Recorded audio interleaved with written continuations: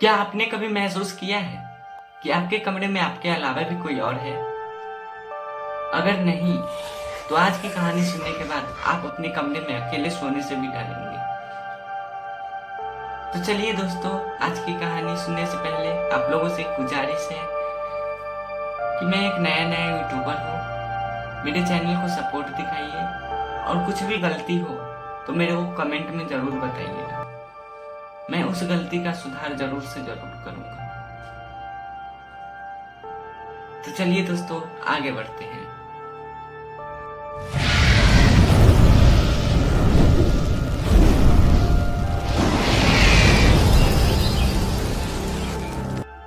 तो ये बात पिछले साल की है। राहुल बेंगलुरु में एक पीजी में शिफ्ट हुआ था।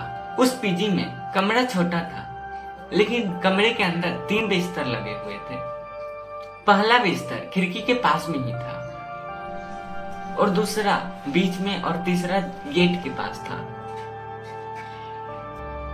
राहुल खिड़की के पास वाले बिस्तर पे सोता था और गेट के पास वाले पे सुमित सोता था और बीच वाला बिस्तर हमेशा ही खाली रहता था। लेकिन एक कमरे में रहते हुए सुमित का बिहेवियर कुछ अजीब था। वो दिन भर सोता था और रात भर काम पे जाता था। ज्यादातर वो चुप ही रहता था, कम बोलता था। राहुल और सुमित के बीच हेलो हाय तक ही बात होती थी, उससे ज्यादा कुछ और नहीं। एक रात सुमित के ऑफिस जाते से ही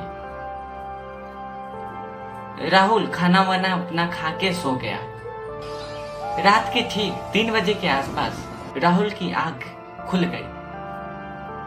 पूरा कमरा सन्नाटा था और सिर्फ पंखा का धीमी आवाज फन करके आ रहा था।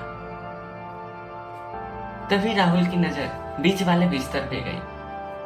वहां पे कोई बैठा था। कौन था राहुल को कुछ नहीं पता, क्योंकि उसकी पीठ राहुल की तरफ थी और वो बिल्कुल आराम से बैठा था, मतलब थोड़ा सा भी हिल डोल नहीं कर रहा था। राहुल ने सोचा कि शायद कोई सुमित का दोस्त होगा। हल्की फुल्की उसको नींद भी आ रही थी।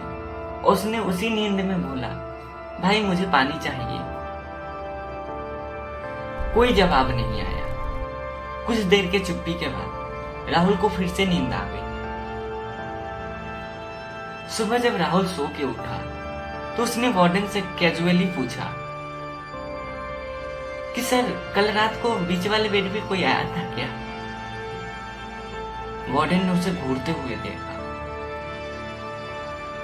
और बोला कि बेटा उस बेड पे कोई नहीं आता और सुमित भी 1 हफ्ते से गांव गया हुआ है। राहुल की तो पैरों तले जमीन खिसक गई। लेकिन उसने वार्डन से बोला, सर कल रात तो वो मेरे कमरे में ही था। वार्डन ने रजिस्टर दिखाई। सच में वो 1 हफ्ते पहले अपना सिग्नेचर करके चला गया था। फिर कल रात कौन था उसके कमरे में? और सुमित ने चाबी भी जमा करवा दी थी। और सबसे अजीब बात तो ये थी कि कमरे को बाहर से लॉक भी कर दिया गया था। सुबह में 7 बजे राहुल भाग के अपने कमरे के पास गया। उसका लॉक खोला और कमरे में घुसते से उसे सन्नाटा के अलावा बेड पे किसी के बैठने के ताजे निशान पाए गए, वही बीच वाले बेड पे, जैसे अभी अभी कोई उठा है। वही बीच वाले बेड के तकिए के पास एक चिट्ठी पड़ी थी। राहुल ने उठाई और उसने चिट्ठी को खोल के पढ़ा। उस पे लिखा था, कल रात तुमने मुझसे पानी मांगा था, आज रात मैं तुमसे कुछ मांगूंगा। राहुल की तो भाई फट के हाथ में आ गई। राहुल ने रात होने का इंतजार नहीं किया। उसने उसी टाइम अपना बैग बांधा और वो पीजी छोड़ के चला गया। राहुल ने बताया कि आज भी किसी कमरे में 3 बेड रखा हुआ देखता है, तो मुझे लगता है कि बीच वाला बेड मुझे घूर रहा है।